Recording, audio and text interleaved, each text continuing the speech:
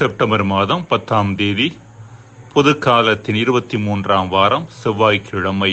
முதல் வாசகம். திருத்தூதர் பவுல் கொரிந்தியருக்கு எழுதிய முதல் திருமுகத்திலிருந்து வாசகம். அதிகாரம் 6, இறை வசனங்கள் 1 முதல் 11.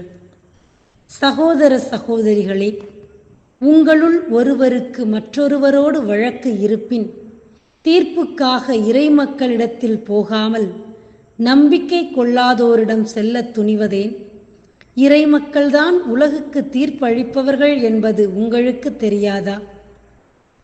உலகுக்கே தீர்ப்பளிக்கப் போகும் நீங்கள் உங்களிடையே உள்ள சின்னஞ்சிறிய வழக்குகளை தீர்த்து கொள்ள தகுதியற்றவர்களாகி விட்டீர்களா? வானதூதர்களுக்கும் தீர்ப்பு அளிப்பது நாம் தான் என்பதும் உங்களுக்கு தெரியாதா? அப்படி இருக்க அன்றாட வாழ்க்கையில் ஏற்படும் வழக்குகளை நீங்களே தீர்த்து கொள்ள முடியாதா? அத்தகைய வழக்குகளை தீர்க்க சபையினரால் புறக்கணிக்கப்பட்டோரை நடுவர்களாக அமர்த்துவது எப்படி? நீங்கள் வெட்கமடையவே இதை சொல்கிறேன். சகோதர சகோதரிகளிடையே உள்ள வழக்குகளை தீர்க்க உங்களுள் ஞானமுள்ளவர் ஒருவர் கூட இல்லையா? சகோதர சகோதரிகளுள் ஒருவர் மற்றவருக்கு எதிராக வழக்கு தொடரலாமா? அதுவும் நம்பிக்கை கொள்ளாத மக்கள் முன்னிலையிலா? நீங்கள் ஒருவர் மீது மற்றவர் வழக்கு தொடருவதே உங்களுக்கு ஒரு தோல்வியாகும். உங்களுக்கு இழைக்கப்பட்ட தீங்கை நீங்கள் பொறுத்து கொள்ளக்கூடாதா? உங்கள் உடைமைகளை வஞ்சித்து பறிக்கும்போது அதை நீங்கள் கண்டு கொள்ளாமல் இருந்துவிடக் கூடாதா? ஆனால் நீங்களே ஒருவருக்கொருவர் தீங்கிழைக்கிறீர்கள், வஞ்சித்து பறிக்கிறீர்கள். அதுவும் சகோதர சகோதரிகளுக்கே இப்படி செய்கிறீர்கள். தீங்கிழைப்போருக்கு இறையாட்சியில் உரிமை இல்லை என்று உங்களுக்கு தெரியாதா? ஏமாந்து போகாதீர்கள்.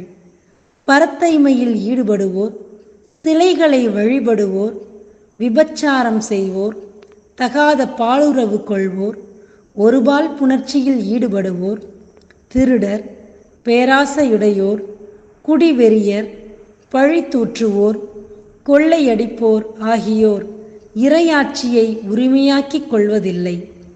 உங்களுள் சிலர் இவ்வாறுதான் இருந்தீர்கள். ஆனால் ஆண்டவர் இயேசு கிறிஸ்துவின் பெயராலும் நம் கடவுளின் ஆவியாலும் கழுவப்பட்டு தூயவரானீர்கள். கடவுளுக்கு ஏற்புடையவராகவும் இருக்கிறீர்கள். ஆண்டவரின் அருள்வாக்கு. இறைவா, உமக்கு நன்றி. லூக்கா எழுதிய நற்செய்தியிலிருந்து வாசகம். அதிகாரம் 6, இறை திருவசனங்கள் 12 தொடங்கி 19 முடிய. அந்நாட்களில் அவர் வேண்டுவதற்காக ஒரு மலைக்கு போனார். அங்கு கடவுளிடம் வேண்டுதல் செய்வதில் இரவெல்லாம் செலவிட்டார். விடிந்ததும் அவர் தம் சீடர்களை தம்மிடம் கூப்பிட்டு அவர்களுள் 12 தேர்ந்தெடுத்து அவர்களுக்கு திருத்தூதர் என்று பெயரிட்டார். அவர்கள் முறையே பேதுரு என்று அவர் பெயரிட்ட சீமோன், அவருடைய சகோதரர் அந்திரேயா, யாக்கோப்பு, யோவான், பிலிப்பு, பர்த்தலமேயு, மத்தேயு, தோமா, அல்பேவின் மகன் யாக்கோப்பு, தீவிரவாதி எனப்பட்ட சீமோன், யாக்கோப்பின் மகன் யூதா, துரோகியாக மாறிய யூதாசு இஸ்காரியோத்து என்பவர்களே. இயேசு அவர்களுடன் இறங்கி வந்து சமவெளியான ஓரிடத்தில் நின்றார். பெருந்திரளான அவருடைய சீடர்களும் யூதேயா முழுவதிலிருந்தும், எருசலேமிலிருந்தும், தீர் சீதோன் கடற்கரை பகுதிகளிலிருந்தும் வந்த பெருந்திரளான மக்களும் அங்கே இருந்தார்கள். அவர் சொல்வதை கேட்கவும் தங்கள் பிணிகள் நீங்கி நலமடையவும் அவர்கள் வந்திருந்தார்கள். தீய ஆவிகளால் தொல்லைக்கு உள்ளானவர்கள் குணமானார்கள்.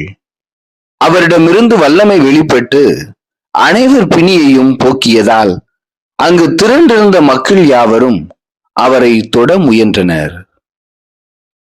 ஆண்டவரின் அருள் வாக்கு. கிறிஸ்துவே, உமக்கு புகழ். அன்புக்குரியவர்களே, ஒரு நடுத்தர வயது பெண் பங்கு ஆலயத்தில் நடந்த மாலை திருப்பலிக்கு சென்றார். திருப்பலிக்கு முன்பாக பங்கு தந்தையை தற்செயலாக சந்திக்க நேரிட்ட போது, தந்தையே, என்னுடைய மகனுக்காக வேண்டிக் கொள்ளுங்கள். 11ஆம் வகுப்பு படிக்கும் அவனுடைய சேட்டைகளையும் அவன் தரும் பிரச்சனைகளையும் என்னால் தாங்கிக் கொள்ள முடியவில்லை. அவனை பார்ப்பது கூட வேதனையாக இருக்கிறது. தயவு செய்து அவன் மனம் மாற வேண்டும் என அவனுக்காக மன்றாடுங்கள் என்று கேட்டுக்கொண்டார். பங்கு தந்தையும் அப்பெண்மணியின் மகனுக்காக ஜெபிப்பதாக சொன்னார். திருப்பலி முடிந்து சிறிது நேரம் கழித்து அதே பெண் பங்கு தந்தையை மீண்டும் சந்தித்து, தந்தையே, திருப்பலியின் போது நான் என் மகனுக்காக ஜெபித்த பொழுது திடீரென ஓர் எண்ணம் எனக்குள் தோன்றியது. நானும் என் கணவரும் அவனை கையாளுகின்ற விதம் சரியில்லை என்று தோன்றியது. மேலும் குழந்தை பருவம் முதல் மற்ற குழந்தைகள் அளவுக்கு நாங்கள் இவனை அன்பு செய்யவில்லை என்கின்ற தெளிவும் எனக்கு கிடைத்தது. அவன் இவ்வாறு பிரச்சனைக்குரியவனாக இருப்பதற்கு நாங்களும் ஒரு முக்கியமான காரணம் என்கின்ற புரிதல் என்னில் ஏற்பட்டது. எனவே என் மகனுக்காக மட்டுமல்ல, எனக்காகவும் என் கணவருக்காகவும் தயவு செய்து தொடர்ந்து மன்றாடுங்கள் என்று கேட்டுக்கொண்டாராம். அன்புக்குரியவர்களே, பல வேளைகளில் நம்மில் பலர் ஜெபம் என்பது நம்மை சுற்றியுள்ள நபர்களை மாற்றுவதற்கான கருவி என்று எண்ணுகின்றோம். ஆனால் உண்மையான ஜெபம் நம்மை பற்றிய ஒரு தெளிவை கொடுத்து நம்மில் மாற்றத்தை கொண்டு வரக்கூடியதாகும். இன்றைய நற்செய்தியில் இயேசு தன் 12 திருத்தூதர்களை தேர்ந்தெடுப்பதற்கு முன்பாக இரவெல்லாம் இறைவனிடம் வேண்டுவதில் செலவழித்தார் என்று பார்க்கின்றோம். ஜெபம் என்பது அடிப்படையில் மனித முறையிலான பார்வைகளை விட்டு ஒழித்துவிட்டு இறைவனுடைய பார்வையை நமதாக்குவதாகும். இயேசு தேர்ந்தெடுத்த 12 திருத்தூதர்களின் தகுதிகளை மனித கண்ணோட்டத்தில் பார்த்தால் அவர்களில் ஒருவர் கூட அவர் கட்டியெழுப்ப விரும்பிய இறையாட்சியின் சிற்பிகளாக இருக்க தகுதியற்றவர்கள் என்பது நமக்கு தெரிய வரும். பேதுருவின் நிலையற்ற தன்மையும் ஃபிக்கல்னஸ், யூதாஸின் பணம் மீதான ஆசையும், மத்தேயுவின் வரி வசூலித்த பின்னணியும், தோமாவின் சந்தேகத்தன்மையும் நாம் அறிந்தவை. எனினும் இப்படிப்பட்ட மனித பார்வைகளுக்கு அப்பாற்பட்ட ஒன்று அவர்களில் இருப்பதை கண்டுகொள்வதற்கான தெளிவை ஜெபம் இயேசுவுக்கு கொடுத்தது என்று சொன்னால் அது மிகையல்ல.